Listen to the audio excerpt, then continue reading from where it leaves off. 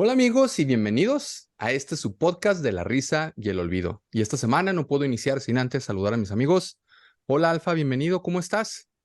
Hola, bienvenido tú también, bienvenido Jorge, bienvenidos a todos. Saludos y contento. A muchos les gusta esta temporada, la Spooky Season, que se acerca el Halloween y todo eso. A mí lo que más de buenas me pone es que se está yendo el calor infernal que nos Por dos. azota regularmente por tantos meses. Y pues tuvimos un fin de semana y unos días de mucha lluvia, frillito rico. Salud.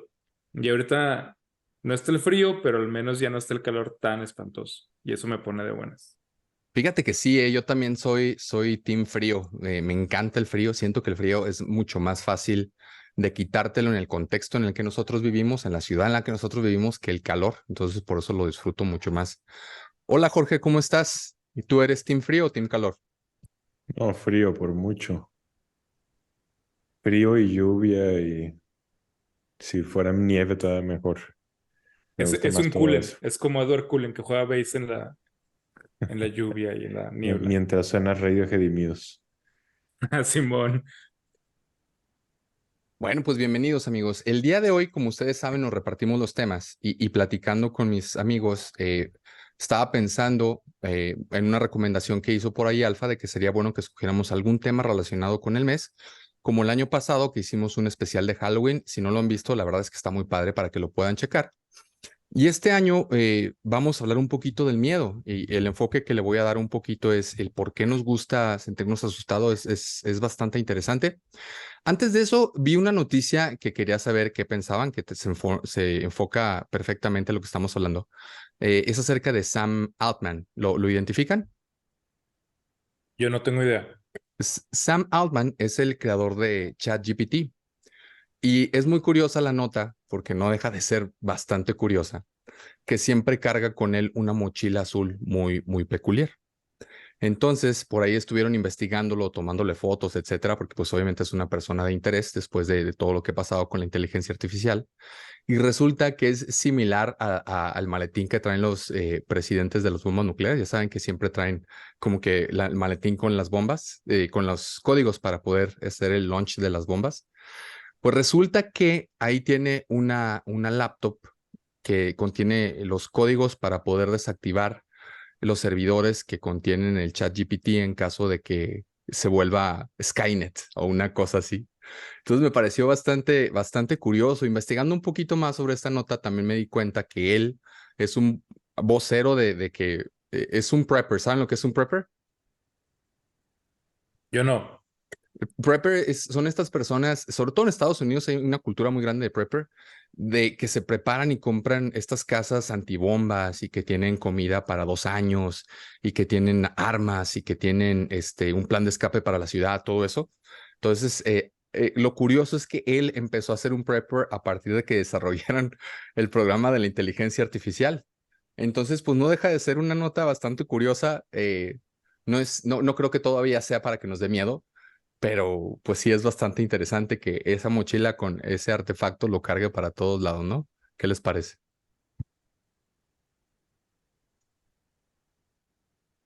Yo no sabía. Márquez. Eh, Está cool. No sé. No sé si esté cool o no. Creo que quizás sea un miedo un poco irracional, no lo sé. O a lo mejor estoy hablando de más. ¿Sabes qué? Leyendo la nota decía que porque están haciendo unas pruebas con una computadora cuántica.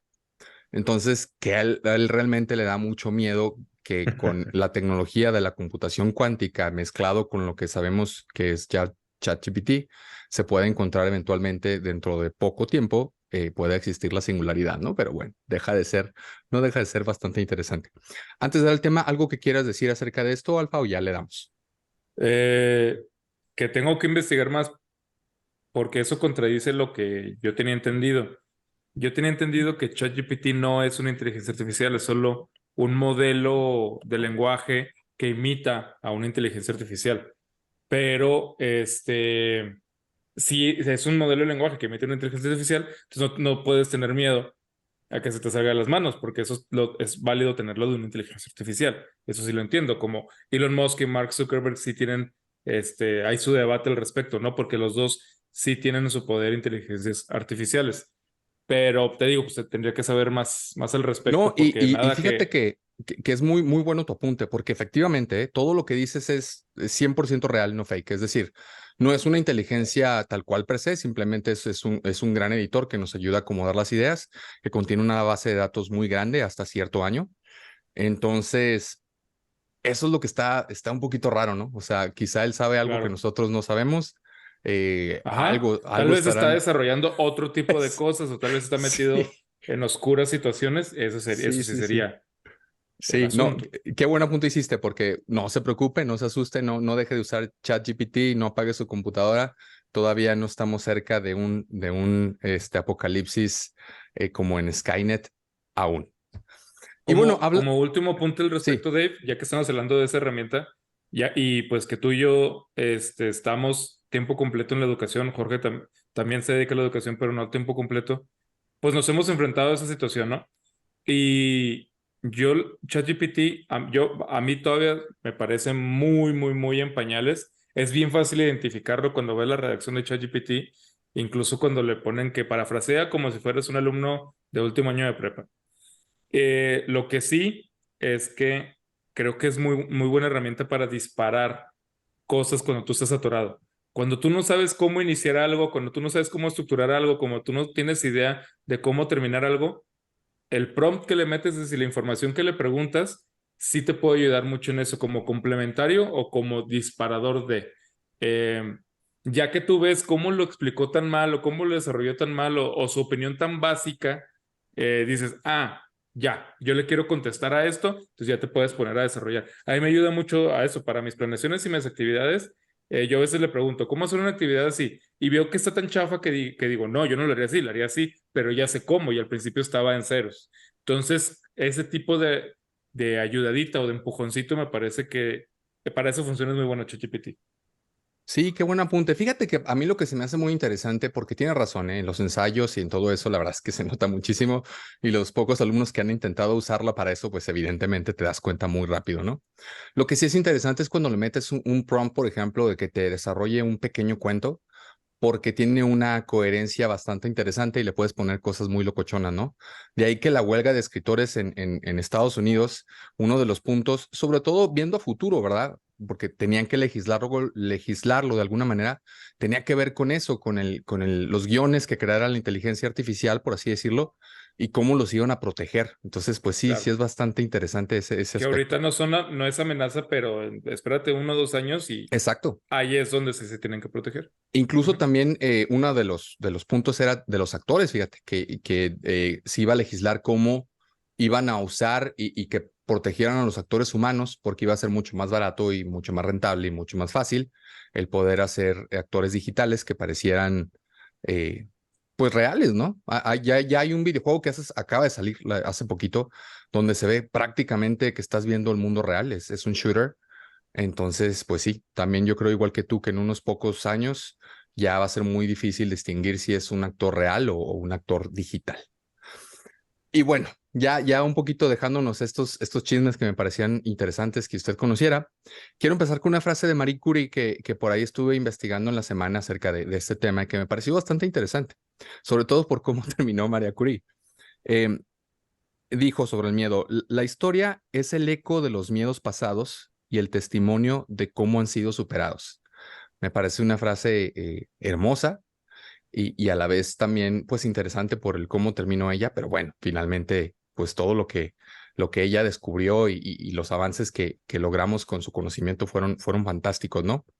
Y primero, pues iniciar con una definición básica de qué es el miedo. Mi enfoque va a ser un poquito, como les decía al inicio, de por qué nos gusta sentirnos asustados, ¿no? ¿Por qué nos gusta ver películas de terror? Por qué pasa eso, sobre todo a priori de la fecha en la que vamos a vivir?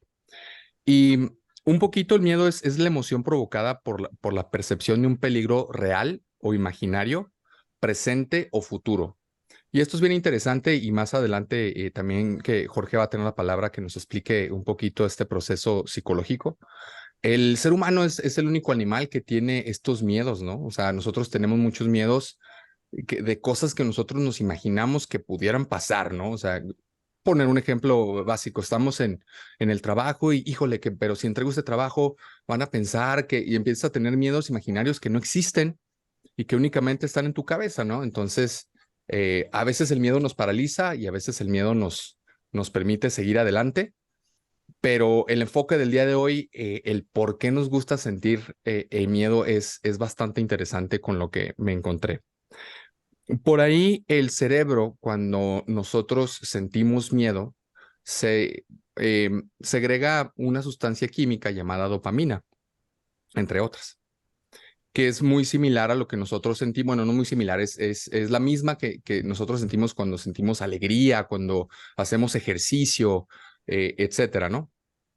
Y lo segrega de tal manera porque cuando tenemos esa sensación que estamos viendo una película, el cerebro a primera vista no sabe si lo que estamos lo que estamos viendo es real o ficticio.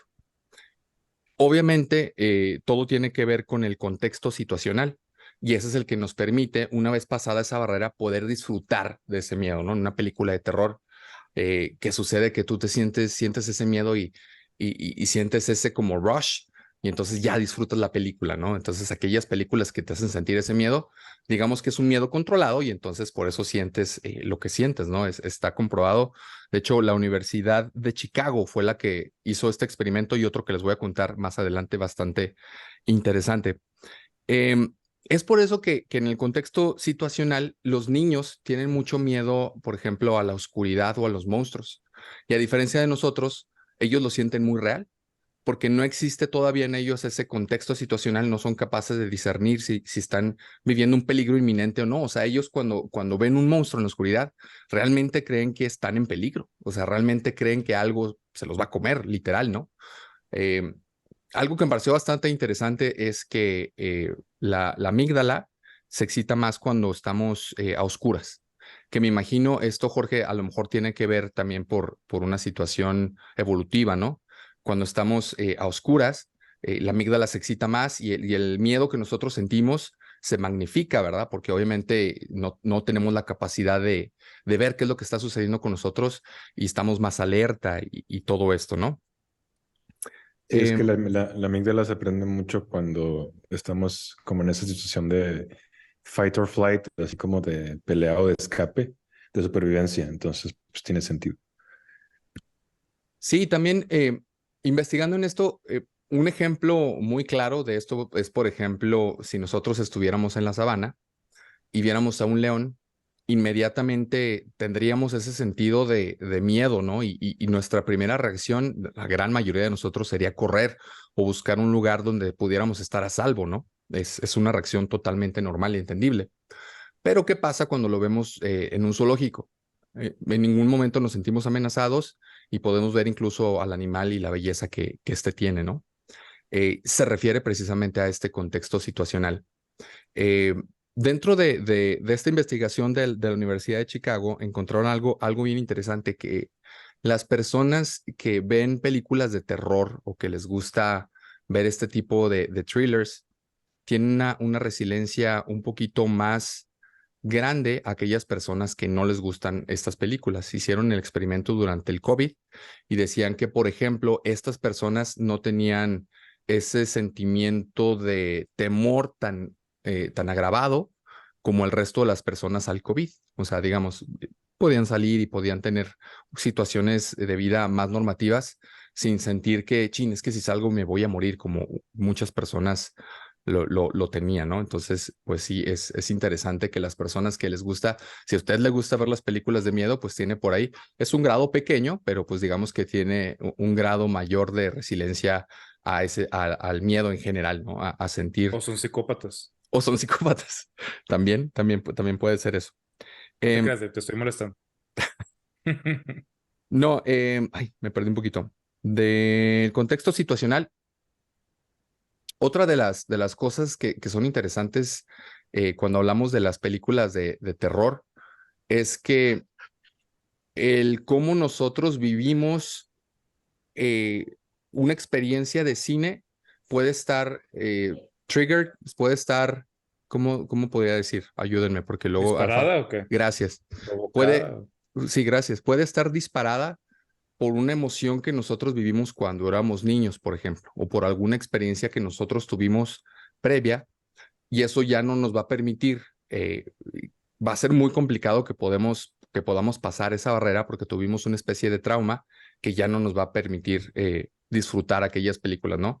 No sé si sucede, si ustedes conocen, que yo conozco muchas personas que no les gustan las películas de miedo y te cuentan, ¿sabes qué? Es que yo de niño vi tal película y estaba solo y me traumó mucho y entonces ya siempre que veo una película de terror me crea este sentimiento de ansiedad, ¿no? Entonces no lo disfruto, o sea, termina la película y yo sigo con eso, ¿no? También tiene que ver con las mismas sustancias que les decía del contexto situacional. El cerebro no funciona de la misma manera en todos nosotros y a veces, aunque tú sabes cuando estás en el cine y tienes este contexto de que no estás en peligro, tu cerebro al 100 no se relaja, por decirlo de alguna manera, con todas las personas.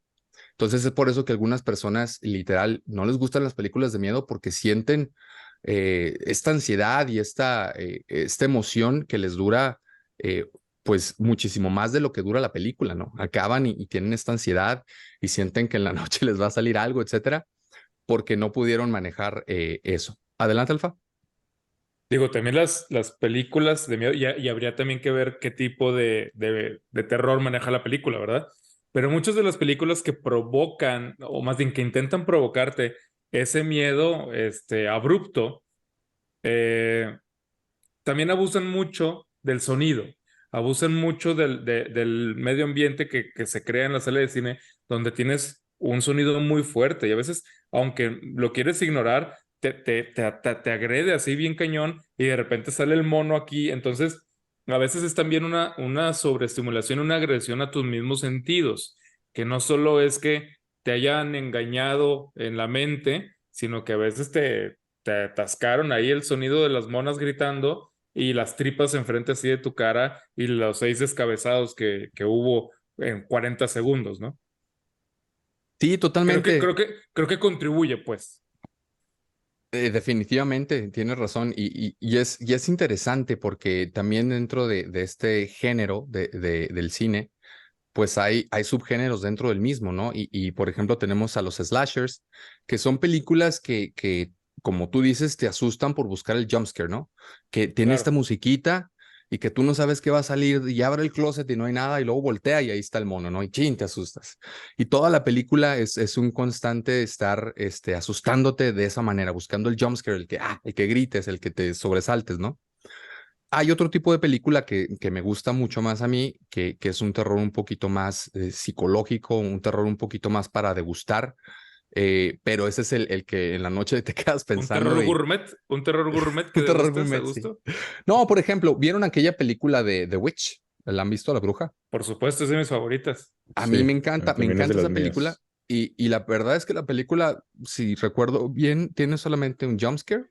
Y todo lo demás es un terror psicológico, el meterte y el sentirte dentro del bosque y cómo se hubiera sentido vivir aislado del mundo en esa penumbra.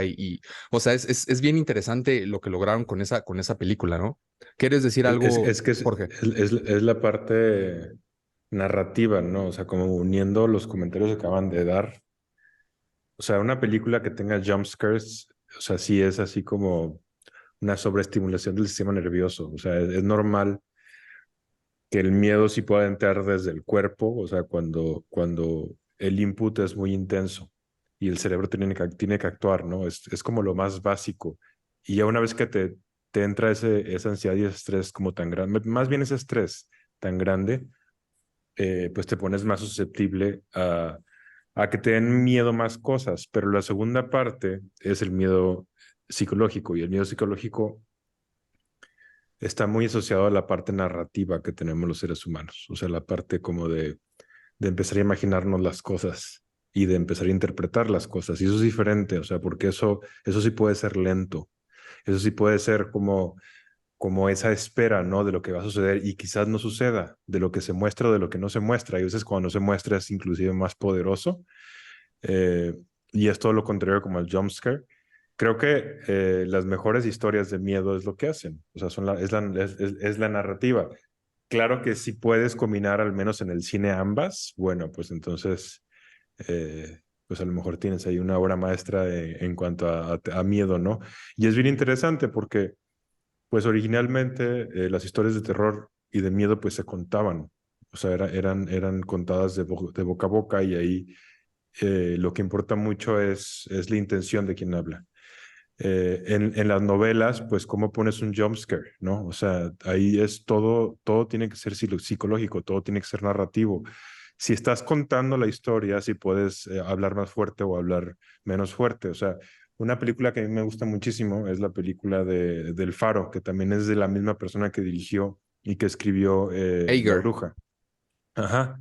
Eh, y en El Faro hay unos casi soliloquios tremendos, o sea, me recuerda mucho como a las tragedias griegas, ¿no? Eh, Me recuerda mucho a eso, o sea, como meter terror desde no solo lo que te está contando, sino cómo te lo está contando. Y eso no es un jumpscare tampoco, pero ahí sí entran los sentidos, o sea, creo que ahí sí se están mezclando las dos, o sea, la parte narrativa impulsada con esa misma narrativa, con cómo se habla, y puede ser bien poderoso, pero pues es difícil de conseguir. Eh, de hecho, no sé, bueno, quiero decir más de esto, pero no quiero ahorita comerme el micrófono todavía, Dave. Sí, voy a decir un par de cosas y luego ya le quiero dar la palabra a Alfa porque tiene todo que ver lo que acabo de decir con algo que él nos quería comentar. Nada más para terminar con los géneros. Decía por ahí el maestro Hitchcock que siempre el miedo va a ser aquello que tú muestres sin mostrar dentro de la pantalla. Y eso es bien interesante porque, por ejemplo, en La Bruja, en la última parte, que no nos voy a spoilear la película, pasa algo sobrenatural, pero tú nunca lo ves. Y entonces ese impacto de tú imaginarte qué es lo que está sucediendo, tú únicamente ves la cara de la actriz en primer plano. Tú te estás imaginando qué es lo que está viendo y cómo lo está viendo, ¿no? Y hay otros muchos ejemplos en la historia del cine. Me acuerdo, por ejemplo, el de Blair Witch Project, el proyecto de la bruja de Blair, tuvo una campaña bien interesante que ya no se pudiera tener por las redes sociales, pero en ese entonces que se pudo hacer, nunca vimos a la bruja.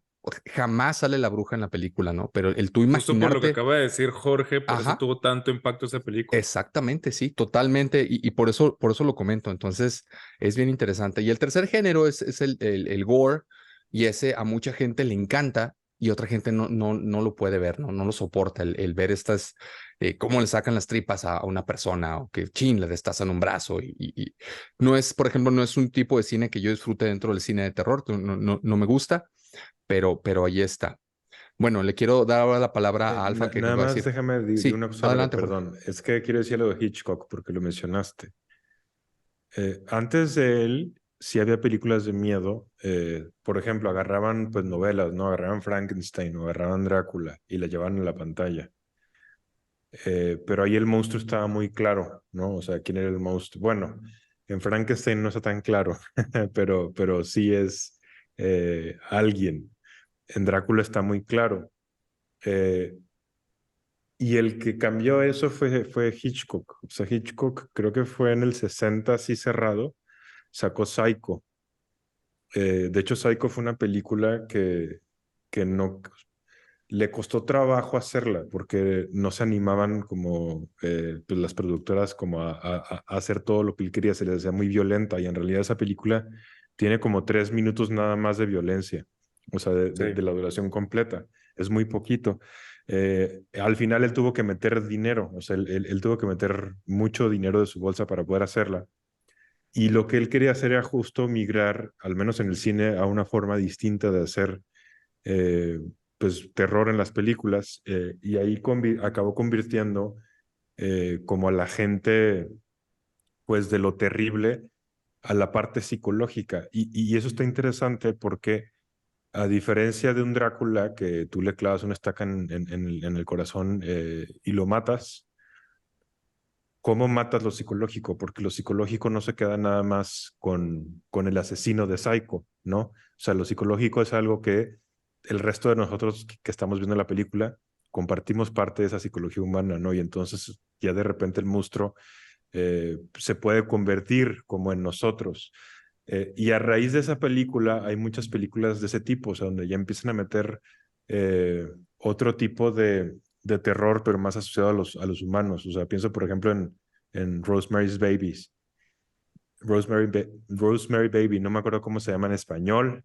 Tal Literal cual, así, ¿no? El bebé el de bebé Rosemary. de Rosa, sí, exactamente. Pensé que iba a ser algo así como unos vecinos pícaros, una mamada así, ¿no? Para como las El niño traducciones. del demonio, o una Pícaros. cosa así Sí, sí, sí. extraña. Y en esa también se ve, o sea, en esa también, también está la parte como psicólogo. Ahí sí hay algo paranormal, pero de todos modos el factor humano juega un papel súper importante y el factor psicológico también juega un papel importante. No la quiero spoilear, pero pues véanla. Jorge, De ¿puedo hecho, hacer un pequeño apunte ahí con lo que dijiste? sí, Porque claro. justo lo acabo de leer ayer, que es uno de los grandes efectos Mandela que existen. Ya habíamos hablado alguna vez de qué es el efecto Mandela y si usted no lo recuerda rápidamente es algo que muchas personas piensan que sucedió, por ejemplo, el color de un personaje y resulta que nada que ver, ¿no? Que su color era otro diferente. El efecto Mandela de esta película es que muchas personas recuerdan haber visto al bebé y que esa parte les impactó muchísimo y el bebé jamás lo muestran en la película. Nunca. Pues de hecho es lo famoso, ¿no? Que no sale el bebé. ¿Sí? Cómo se engaña el cerebro bien fácil. De hecho, Jordan Peele se inspiró en esa película para hacer la de Get Out. Sea, o sea, esa película de Polanski, la vieja, pues es mucho como una cuestión, hay un comentario social, ¿no? Hay como de cuestiones de género.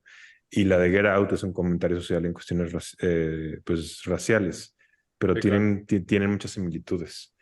Híjole, si Al rato Jordan digo Peele algo más de esto, se pudiera pero quitar ese elemento racial que mete en todas sus películas, nos pudiera entregar una obra maestra, porque está bien que lo meta, pero todas sus películas, todas quieren meter muchísimo. Y entonces, creo que él es un gran maestro del terror, ojalá y se dé la oportunidad alguna vez de sacar algo así. Adelante, Alfa, con tu comentario, fíjate que no muchas se me gracias. hace mal que lo meta él. O sea, sí entiendo No, tu y tiene punto. todo, sí, claro, por supuesto. Pero yo prefiero que hagan eso a que hagan lo que hace Disney, ¿no? O sea, No, claro. como forzar cosas. Él no está forzando, a final de cuentas, él es Está creando nuevas historias. africanoamericano Fíjate y que está creando sus historias. Claro. estoy un poquito en desacuerdo con su comentario, sobre todo por la película anterior. La última película que sacó, de hecho, fue sobre un ovni, me gustó bastante. Y ahí no lo metió tanto, sí lo mete, pero no tanto. Una antes, creo que se llamaba Oz, Us. Toda la película es una crítica, pierde el elemento del terror por ser una constante crítica durante toda la película sobre la situación racial, que digo, no está mal, pero no te distrae del elemento de terror que finalmente yo iba a ver una película de terror. Entonces, todo el tiempo lo estuvo metiendo y al final, pues no lo vi así. fíjate que esa película yo no la he visto. Lo único, sí la tengo y no la vi. Lo único que me llama la atención es que alguna vez leí que el personaje es Lupita Nyong'o, ¿no? Sí. Se llama Red y viene como de Red de Caperucita Roja, pero de la versión de Charles Perrault, o sea, la vieja, la que es como de finales de 1600, se me hace que es. O sea, esta versión de Caperucita Roja en donde no hay hombres, más que, o sea, la única figura masculina es el lobo, y Caperucita Roja, la mamá y la abuela. Y no es no es un cuento, perdón, que acabe como feliz. O sea, es un cuento en donde o sea, despedazan a Caperucita Roja al final. O sea, pues sí es terror también. Entonces, nada más por eso se me antojaba verla, o sea, para ver si tenía que ver algo el nombre que le ha puesto Jordan Peele a ella o no, Pues sí y sería qué interesante tanto. que la vieras. Ya ves que, por ejemplo, y yo, Los Anillos del Poder, si usted no lo sabe, aquí se lo digo, a mí me pareció horrible. Pero a Jorge y Alfa la vieron desde un punto de vista quitando que no fuera algo El Señor de los Anillos y tratando de disfrutar muchas de las cosas que pudimos ver y ya a ellos les agradó. Entonces, eso es lo bonito del cine, ¿no? Mucha gente encuentra muchas cosas que gustan y otras que no. Ahora sí, Alfa, adelante, perdón. No, bueno, no. Me voy a ahorrar el comentario de los Anillos del Poder porque estás acá ventilando cosas que nunca se autorizaron para ser publicadas. Y sí, yo sí quisiera matizar eso, pero pues no, requeriría más tiempo. En otra ocasión será. A ver, yo lo que quería comentar es, ahorita, por ejemplo, porque hay mucha gente a la que sí le gusta la Spooky Season, la temporada de Halloween, de los monstruitos, de las decoraciones, de todo esto. y no disfruta el gore, no disfruta los slashers o no disfruta incluso el terror que se ve en el 80% de las películas de terror, ¿no? Porque yo defendería que The Witch no es una película de terror. Eh, y es una de mis favoritas porque no es una película de terror. Es una película de tensión psicológica y es una película de una inmersión ambiental y psicológica abrumadora y preciosa, igual que El Faro. No son películas de terror, pero sí son películas con elementos fantásticos y a eso me parece que es Halloween. Y nosotros aquí tenemos un episodio, en este podcast tenemos un episodio tal cual casi un año anterior, exactamente porque es de la fecha, que es de Halloween, ¿no? Del origen de Halloween. Y yo soy de esas personas que me invitas a una película de terror y el 95% de las veces te voy a decir que no porque no me gustan. Tiene que ser así muy específico, tengo que ya tener algún contexto, tiene que saber algo para que se me antoje y saber que la voy a aguantar en parte porque por eso mismo que no me gusta el sonidazo que me destruya y que me quieran vender a huevo, que me tengo que asustar y que tengo que aguantar ver gente abierta. No, no quiero ver gente despedazada, no lo disfruto. Yo sí soy de los que se quedan así bien fregados después. Pero una buena historia, como dice Jorge, una buena narrativa que te va llevando y que te va moviendo y que te va seduciendo hasta volverte totalmente loco o ver cómo la gente se vuelve loca con una justificación preciosa, dices, bueno, es que eso es más bien arte, ¿no? Más que otra cosa. Entonces, Halloween históricamente es una celebración de cambio de ciclo. Es una celebración, a veces ni siquiera es tanto celebración, a veces nada más es como un ritual de protección frente a lo que viene. En muchas culturas se acaba el verano, se acaba el calorcito y viene la noche, viene la oscuridad, viene lo difícil, mucha gente no va a sobrevivir, muchos animales no van a sobrevivir, tenemos que aguantar con lo que ya cosechamos la vamos a ver bien difícil. Y entonces también se viene, las civilizaciones anteriores tienen mucha relación con el cielo, con los astros, y tenían mucha relación con la tierra y respetaban mucho esos ciclos. Entonces, en el episodio antepasado, creo, en el de los misterios de Eleusis, yo les decía cómo en parte del ritual la gente tenía que estar gritándole cosas al practicante, al que iba a ser iniciado porque si llegaba un espíritu y lo quería poseer y quería abusar de él, el espíritu veía que la gente ya lo estaba tratando muy mal y el espíritu decía, nah, ya, lo voy a dejar en paz, no tiene caso. Este tipo de rituales, este tipo de prácticas de protección frente a los espíritus, frente a lo desconocido, están pero a montón desde las culturas ancestrales y toman una fuerza muy interesante, muy llamativa en el folclore europeo principalmente. Entonces, a eso es a lo que voy. Eh, Nuestro Halloween actual tiene influencias de todos lados, pero las más grandes son del folclore europeo precristiano y algunas cosas del folclore europeo cristiano. Pero nuestro Halloween es puro folclore. Entonces, a la gente que disfruta la fantasía como yo y que disfruta el folclore europeo, Halloween es una gozada, es una maravilla, es una barbaridad, porque no solo las manifestaciones culturales que vienen y de las que abreva el Halloween, sino las que se van haciendo. No cada año, pero sí puedo decir cada 5 años sale una nueva joyita, tanto de Navidad como de Halloween. Y uno los va disfrutando mucho, porque cada año salen 10 películas de Halloween y 10 películas de Navidad. Y la mayoría son una porquería. Pero como que cada 5 años salen joyitas y dices, oh, qué bonita historia, o sea, qué bonita cosa, qué bonita celebración. Entonces, a lo que voy es, la relación con Halloween me parece que es más bien una relación con lo fantástico, me parece que es una relación con este ciclo o con esa temporada en donde se entiende que se juntan los dos mundos, se junta el mundo presente y el mundo sobrenatural, en donde a veces vienen aquellos monstruos, aquellos que son los diferentes, aquello que es el otro, y eso nos causa mucha fascinación. Eh, Hoy lo vi cuando llegué a casa de mi mamá vive en una de estas cerradas, en uno de estos cotos que entras y están todas las casitas así juntitas. En una casa tenían una decoración de Halloween, de Frankenstein, de Drácula, de vampiritos, de calabacitas con la caritas y todo eso, y en otra tenían de vatos descuartizados, destruidos, y así como el meme que dice, señora, es decoración de Halloween, no estamos peleando la plaza. Y eso es creo que donde a veces nos hemos podido confundir. La fascinación por el Halloween no es la fascinación por la destrucción o el terror mundano o normal de que, pues, día a día tú y yo le podemos tener miedo a los narcos, por supuesto, y día a día le podemos tener miedo a un asesino o a un ladrón. No es Halloween de eso. Halloween se mezcla, ¿no? Pues porque estamos hablando del terror y todo eso. Pero en realidad Halloween es eso que nos da, por eso nos gusta, porque a veces en ese reconocer al otro, estamos descubriendo más cosas de nosotros mismos y de nuestro mundo. Y creo que quien ha expresado de manera brillante eso es el mismísimo Guillermo del Toro.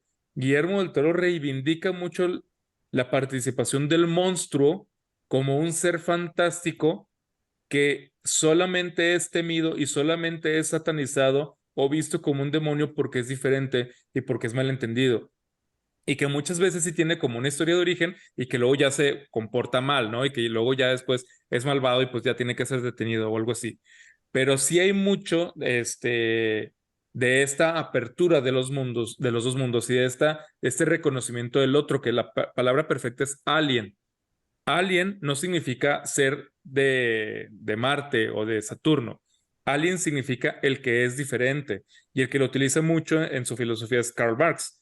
Karl Marx dice que algo que te envicia mucho te aliena de la participación del mundo, que cuando tú trabajas para un patrón, eso te aliena de tu propio dinero, te hace un extraño frente al fruto de tu propio trabajo. Entonces, el alien es el que está separado, es el otro, es el que no es tú mismo.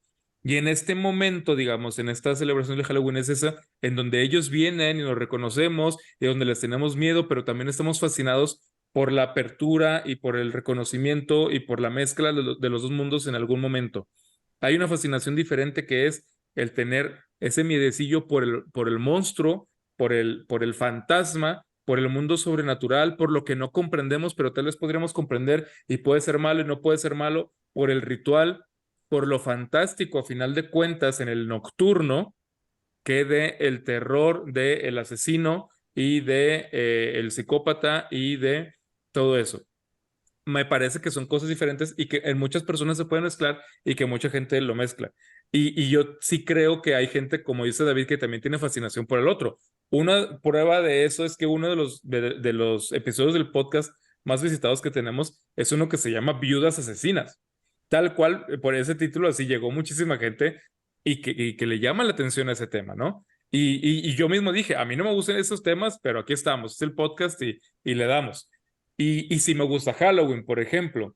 Entonces, por eso yo solo quería hacer esta diferencia porque creo que hay veces en que uno piensa que Spooky Season o que viene Halloween es pura destrucción, es pura muerte, es puro todo eso. No, no, no. Y no forzosamente tampoco implica satanismo. Hay gente que muestra los tres, adelante. Hay gente que solo quiere vivir uno, adelante. Pero sí creo que hay una carga cultural en Halloween que tiene que ver con la fascinación por la fantasía y el mundo folclórico, generalmente europeo, pre y postcristiano, que no tiene que ver con lo otro. Y creo que es para ciertas personas por lo cual nos gusta esta temporada, la apertura de los dos mundos y la participación de los espectros y los seres de otro mundo que vienen a visitarnos. Fíjate que, si me permites, me encantó tu comentario. Se me vino a la mente del Maestro del Toro dos películas donde nos muestra justamente lo que dices. La primera, que debatiblemente es su mejor película, la del Laberinto del Fauno, Eso no es donde debatible. Yo también creo que no es debatible, pero bueno. todo lo que tiene que ver con el cine, señores, es debatible. O sea, que a ustedes les guste mucho no significa que a la gran mayoría de las personas les tenga que gustar la película. Pero por eso se dice que es debatiblemente su mejor película, que curiosamente Del Toro pensaba que era una porquería.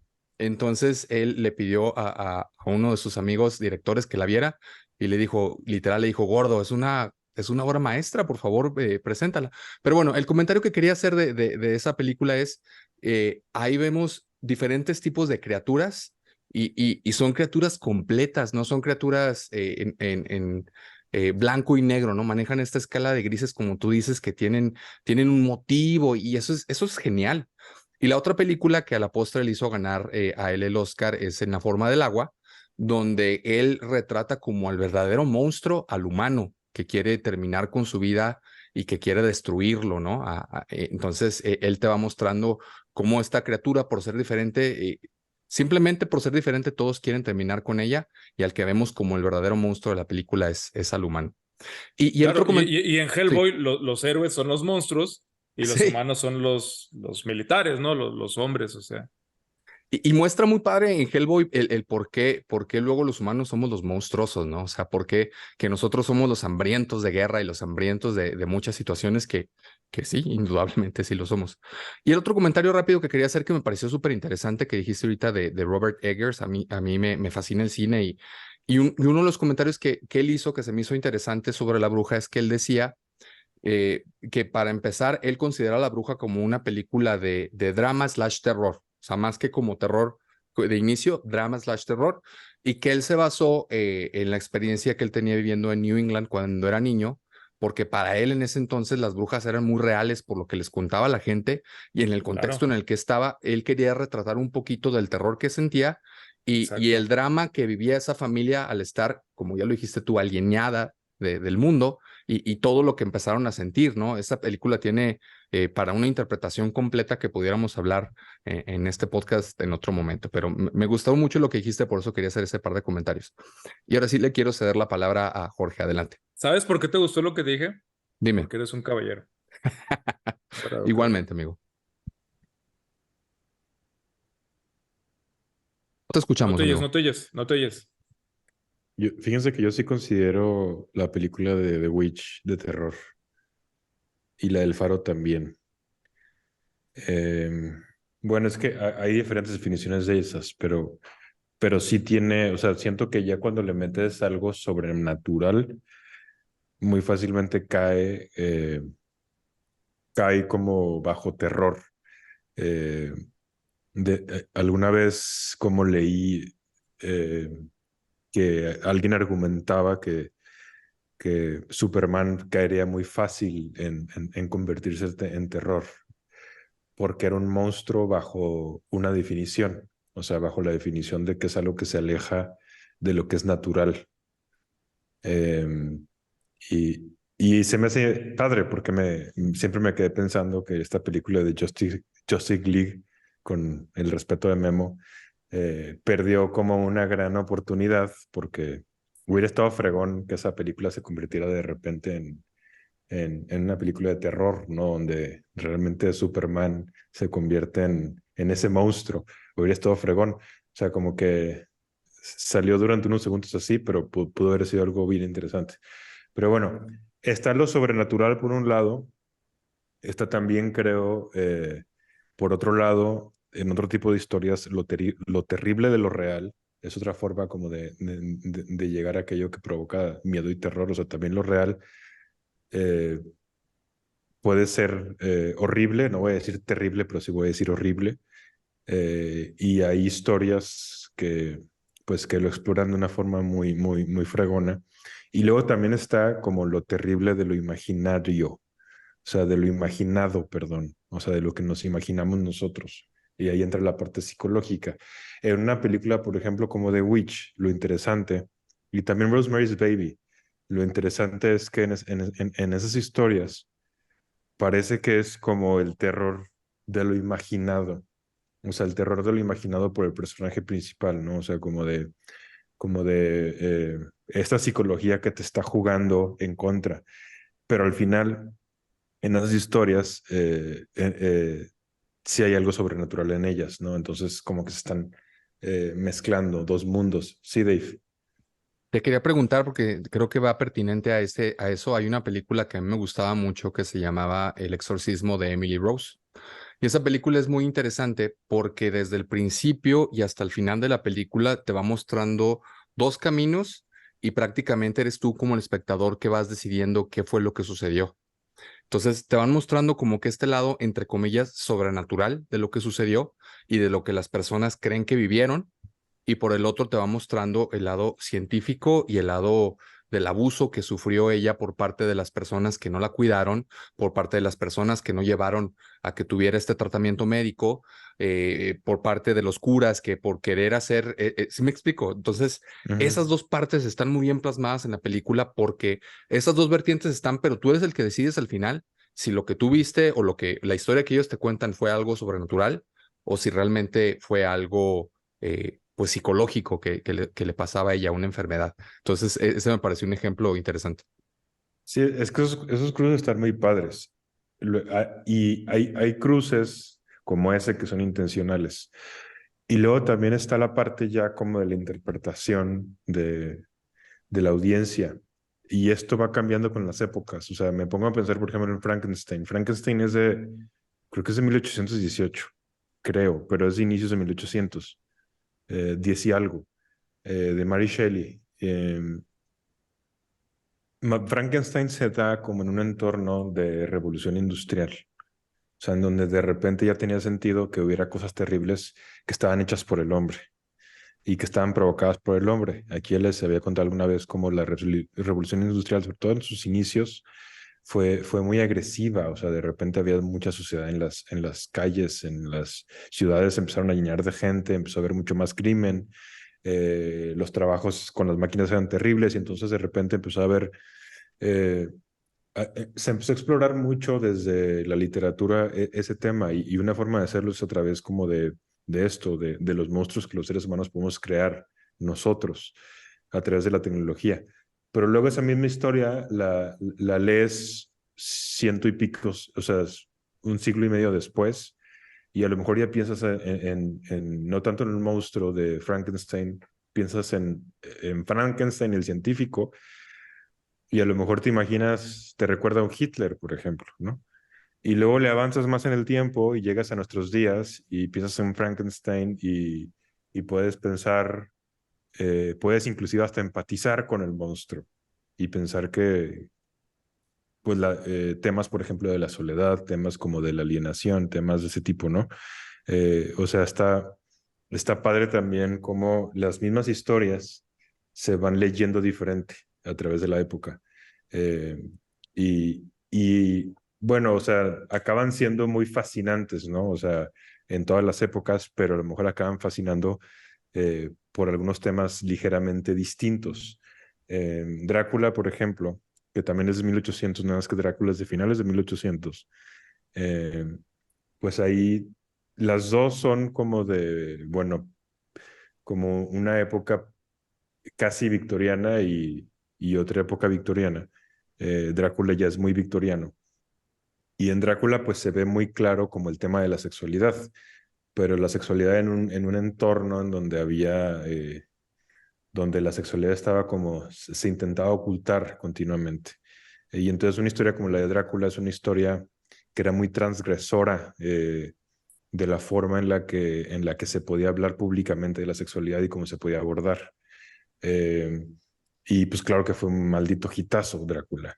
Eh, Hasta la fecha lo es, o sea, los vampiros es como, siempre hay algo como muy sexual en el vampiro y es algo que es muy humano y que nos sigue pegando mucho, pero que aún así, pues creo que a través de las décadas, inclusive la interpretación de esos vampiros ha ido modificándose poco a poco, o sea, de cómo se representan. Y los vampiros a mí se me hacen bien interesantes porque es una combinación entre algo que te causa mucho miedo y al mismo tiempo algo que te causa mucho deseo. O sea, son las dos cosas. Pues es como llevar al máximo una excitación física y emocional. Por ahí alguna vez leí que decían que hubiera estado interesante que Freud hubiera analizado la figura de Drácula, pues porque era un monstruo victoriano que lo que te estaba permitiendo era como explorar completamente esos deseos reprimidos, ¿no? Sexuales. Eh, y ya lo último que digo Y y también de agarró de... poder, ¿no? O sea, Sí, también de poder, pero sobre todo creo que sexuales. Pero sí, o sea, es más, no es un solo tema, o sea, es complejo. sí, igual y porque el poder no estaba tan reprimido, pero la sexualidad sí, por eso es más Ajá, impactante. sí, sí, justo. Eh, pero me quedé pensando, y con esto quiero cerrar para ligarlo con lo que empezó Dave. O sea, ¿por qué nos gustan las historias de miedo? Están bien interesantes esos estudios que leíste, Dave, y algunos que yo he leído, en donde se ve, por ejemplo, que las personas que disfrutan del terror, o sea, disfrutan de meterse a películas de miedo, o disfrutan de meterse como a casas del terror, como aquí en Torreón existía la Casa de Londres hace siglos y ahorita ya no sé qué hay en la feria. Eh, o La como feria hay unos video. circuitos bien chafas y en el Independencia, por esa temporada, abren una casa de miedo, pero para niños. Ah, ok. Oye, pero está padre ese Eh, comentario. Si a ti te tocó Alfa y a ti, Jorge, era una casa bien padre que hicieron hace muchos años, amigos, en la feria aquí en Torreón tenían una casa del terror, pero bien hecha, o sea, realmente era como un laberinto muy padre. Y ya no, ya creo que en la feria tienen como que un trailercillo ahí chiquitillo, súper chafa, ¿no? sí, ya está bien chafa. Pero lo que quería decir con eso era, eh, algo pasa cuando anticipas el miedo. Cuando anticipas el miedo, cuando anticipas el momento de terror, el cuerpo empieza a sentirse muy ansioso. Pero una vez que digamos que pasas ese momento de miedo, por ejemplo, en la película, y te das cuenta que estás bien, o sea, que en realidad es, o sea, la película te engaña, engaña tu cuerpo, engaña tu mente, pero tu mente al mismo tiempo sabe una parte que es un entorno controlado. Y mientras en un entorno controlado, después lo que te pasa es que la ansiedad sube y baja, como es al principio. Pero eso es bien interesante porque entonces se podrían hacer muchas cosas con eso. O sea, quizás una forma, por ejemplo, de entrenar al cerebro a lidiar mejor con la ansiedad. Y vaya que ahorita la ansiedad es una de como de las enfermedades como del siglo, o sea, la ansiedad no controlada. Pues a lo mejor podría ser estimularnos más con historias de miedo. Ahorita una Más, forma ahorita una forma muy sencilla de hacerlo es con los videojuegos, porque además en esos estudios lo que vieron es que cuando más funciona es cuando la persona siente que tiene control sobre lo que está pasando. Si no tienes control sobre lo que está pasando, esa experiencia de ese miedo o de ese terror va a ser muy displacentera para ti. Pero si sientes que, que tienes control, sí te asustas, pero después sales hasta mejor de cómo entraste originalmente a la experiencia, emocionalmente hablando.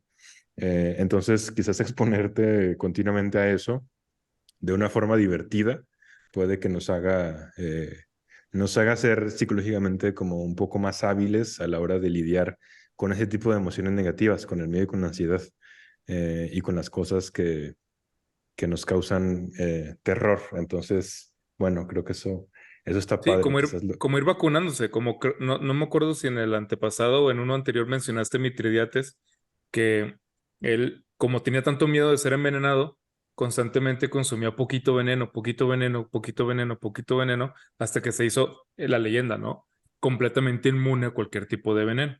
sí, fue Entonces, una ese tipo de... antifragilidad Simón. en ese mero. Entonces, bueno, o sea, quizás hay que empezar a consumir más historias de terror. Ahí lo padre va a ser nada más, pues, buscar las buenas, ¿no? Que hay unas buenísimas, pero sí son las menos. ¿Qué ibas a decir, Dave? Te vi con el Sí, no, micrófono nada ahí más en iba mano. a Las hacer oscuras intenciones. las oscuras intenciones. No, iba a hacer un comentario nada más del miedo, cómo luego por situaciones de nuestro pasado creamos este miedo prácticamente irracional y es muy complicado el poder superarlo, ¿no? O sea, realmente necesitas algún tipo de ayuda para poder hacerlo. Les comparto un miedo mío, por ejemplo. Yo cuando era niño me mordió un pastor alemán y luego, como 5 años después, me volvió a morder otro perro. Y a la fecha, el día de hoy, no es que le tenga pavor a los perros y que si ve un perro salga corriendo, no, pero no disfruto la interacción, sobre todo con los perros grandes, o sea, y no tengo esa confianza, ¿no? O sea, cuando voy a casa de un amigo, de alguna persona por alguna cosa y hay un perro grande y no hace nada, pásale, no, no va a pasar, por favor, quita tu perro, si no, ya me voy, o sea, porque sé que también el yo se genera en mí automáticamente. Existe esta situación en la que el perro ve que yo estoy nervioso y también se pone nervioso y existe esta interacción, ¿no? Entonces, yo entiendo que lo que está provocando la reacción del perro es también mi reacción, pero es muy difícil para mí el poder controlarlo, ¿me explico?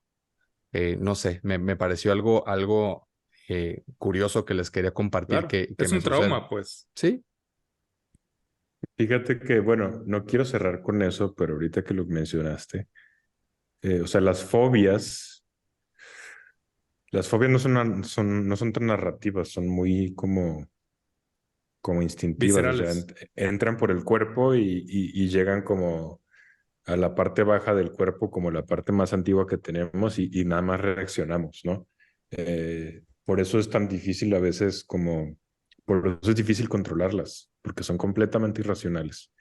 De hecho, también una forma de hacer terapia contra eso es exponerte, tal cual, o sea, lo que se estaba diciendo hace rato. A mí una vez tenía una novia que le tenía fobia a los ratones y una vez íbamos caminando por por tiendas y en esos dio un pinche saltote y gritó y yo pensé que se había salido, dije, se salió una víbora, se salió, no sé qué tenían adentro, un maldito tigre, ¿no? Y volteé eran ratones. Pero es que es eso, o sea, es completamente irracional y si es un bloqueo cerebral que activa todo lo que da la amígdala y más zonas del cerebro de reacción y pues no tienes otra más que reaccionar. Eh, lo último que quiero decir es, yo creo que hay algo ligado a por qué nos gusta el terror y el miedo en las historias, ligado a como el social bonding, o sea, como el relacionamiento social con otros, como la cercanía social, como el apego y también con la memoria. Las emociones son una de las cuestiones más importantes para que nuestro cerebro sepa con qué quedarse en la memoria y con qué no. O sea, la mayor parte de lo que vivimos es olvido, o sea, se olvida así eh, eh, más temprano que tarde. Pero justo lo que hace que haya cosas que no se nos olvidan es la memoria. Por eso luego hay gente muy olvidadiza y que es gente que luego tiende a tener emociones más neutras porque cuando tienes emociones muy intensas, eso te genera como pues una impronta a que esto que estás viviendo es importante. Eh, y pues a final de cuentas, una historia de terror que te llegue, pues te mueve muchas emociones y te las puede mover muy fuerte, o sea, mucho más fuerte que otro tipo de historias, porque además los seres humanos tendemos a reaccionar más fuerte con las emociones negativas y con las positivas. Entonces, eso puede crear memorias. Y si es en un entorno controlado, pues entonces pueden ser memorias que aunque en ese momento hubieran sido emociones negativas, después esas emociones negativas bajan, se controlan las cosas que estás seguro y se pueden convertir en un recuerdo bonito y además en un recuerdo bonito con alguien, porque cuando tenemos como las emociones más exaltadas es cuando es más fácil que hagamos lazos de apego con otros. Y muchas veces esas historias pues no las vivimos solo, las vivimos, son muy sociales. Sí es cierto que cuando tú leías una novela, pues la novelas usualmente la leías solo, pero luego eso ibas y lo podías contar con amigos, ¿no? De hecho, vean lo común que es llegar y contar historias de terror, pues de ahí viene. Y ahorita lo normal que es ir a ver una película de miedo, ir a verla con alguien, no vas solo. Ya son experiencias como muy sociales. Entonces, bueno, creo que eso también acaba siendo una de las razones por las cuales pues nos encanta esto, ¿no? Nos gusta sentir y nos gusta sentir intensamente y nos gusta sentir junto con otros. Y a lo mejor nada más sencillo que una película de miedo o que una historia de miedo o que algo así. Y que también por eso luego crecen tanto los chismes y crecen tanto los disparates que se dice sobre el loquito que vive en la esquina de allá o la casa embrujada que está por acá o Ajá. el que es diferente o la que es diferente porque nos gusta unirnos en ese discurso social y exagerar y decir bla, bla, bla y hacerlo más grande, más grande, más grande. Tiene que ver yo creo con eso, ¿no? Sí, y luego piensa en todas las iteraciones que existen del coco a nivel mundial, cada una con nombres distintos y de todas las historias de ese tipo, ¿no? O sea, sí, es como eso, como las historias de la casa embrujada, pues también son las historias de La Llorona y de quien quieras. O sea, ahí se nota lo social que es todo esto. O sea, es completamente viral. Y es curioso que lo comentes porque dentro de, bueno, me gusta mucho toda esta mitología de la que estás hablando y los que más tienen culturalmente, Coco, como le quieras llamar, son los japoneses. Tienen pero realmente es increíble la cantidad de seres, eh, ¿cómo los podremos llamar? No reales, eh, que tienen diferentes características y que salen bajo diferentes circunstancias, son muchísimos. O sea, en México pudiéramos decir que hay tres, cuatro, ¿no? Allá no hay, son muchísimos. Y pues También ve porque viven en todo el un, cine. rápido, Vive, viven en un medio ambiente muy dado a eso, o sea, están muy expuestos a mucha naturaleza, con muchos bosques, muchas montañas, un mar que es bastante y complicado. además es naturaleza terrible, pues terremotos, Exacto, maremotos y exacto, eso es a lo que me refiero. Eso creo que da mucho para ese tipo de circunstancias. Y que mucho tiempo además están muy muchos años fue muy pegados. rural. Sí, y es un país chiquito. O sea, es un país chiquito donde además estás, o sea, aunque sean pueblitos, lo que quieras, pues mientras estás más pegado a más gente y estás más pegado a otros pueblos, porque ahí tenía que pasar porque en Japón es chico, pues más historias se cruzan. Es más fácil que las historias lleguen muy rápido de un lugar a otro. Eh, y ahorita, por ejemplo, pues vean, o sea, el cine japonés de miedo es famoso y los mejores videojuegos de miedo son japoneses. Yo cuando estaba chico me juntaba con mis mejores amigos de la secundaria y la prepa y nos poníamos a jugar, a pasar Silent Hill y a pasar Resident Evil y a pasar todos esos. Fíjate Está que yo me genial. junto con unos amigos a jugar videojuegos de miedo y a ver películas de miedo y el juego que más miedo nos ha dado y curiosamente ni siquiera fue un videojuego a la postre, fue del maestro Hideo Kojima en colaboración con Guillermo del Toro, que se perfilaba a ser el mejor juego de todos los tiempos y De sacaron miedo. un demo, nada más, que se llamaba PT. Estaba súper loco, la idea que tenía del Toro y Kojima era una especie de laberinto, o sea, entrabas dentro de una casa y era un loop, o sea, volvías a entrar sobre la casa y cada vez que entrabas había pequeños detalles que cambiaban, iban saliendo personajes y ibas descubriendo cosas y daba mucho miedo, qué lástima que no se pudo desarrollar, pero tienes razón, o sea, el vivir una experiencia con un videojuego es muy diferente la inmersión que tienes y el miedo que te da las circunstancias de lo que pasa, es muy recomendable si les gustan estas emociones. Y ya De por último, hecho, sí, adelante. perdón, ese juego, el P.T, el Player Teaser, Playable Teaser, justo lo genial de ese juego es que es un loop. O sea, a la gente que no juega videojuegos es un departamento en el que tú sales de una puerta y vas caminando por un pasillo y luego otro pasillo, llegas a otra puerta y cuando abres esa puerta te teletransportas automáticamente a la primera puerta. Entonces, cada vez que tú recorres el lugar, te vas haciendo familiar con todas las cosas que hay, con los cuadros de la familia que vivía ahí, con la radio que cuenta toda la historia de cómo mataron a alguien, con un reloj que nunca se mueve porque siempre es la misma hora, con un Teléfono. candelabro. Entonces, esos detalles, por eso ese güey es brillante, porque lo que hizo es, te hace sentir seguro en el sentido de que al principio todo es exactamente igual. El cerebro es una máquina de predicciones, eso es. Trata de predecir qué va a pasar para mantenernos a salvo. Y entonces, si nada cambia, llega un momento en que el cerebro se puede sentir más relajado porque puede percibir que ahí tiene que predecir menos cosas, que ese ambiente es un ambiente más controlado. Y entonces de repente, con que se te mueva una pinche cosita en el lugar, pero que te des de repente cuenta, por más chica que sea, te va a causar mucho impacto. Y es lo que empieza a pasar. O sea, de repente, mientras más vueltas das, al principio no pasa mucho y de repente algo se modifica. Y luego de repente otra cosa, y luego otra, y luego dos, y luego cinco, y luego 10. O sea, va como un aumento y te vuelves loco. Pero justo es alguien que está diseñando la arquitectura de un videojuego y entiende el cerebro humano. O sea, entiende lo que nos causa precisamente esa ansiedad y ese miedo.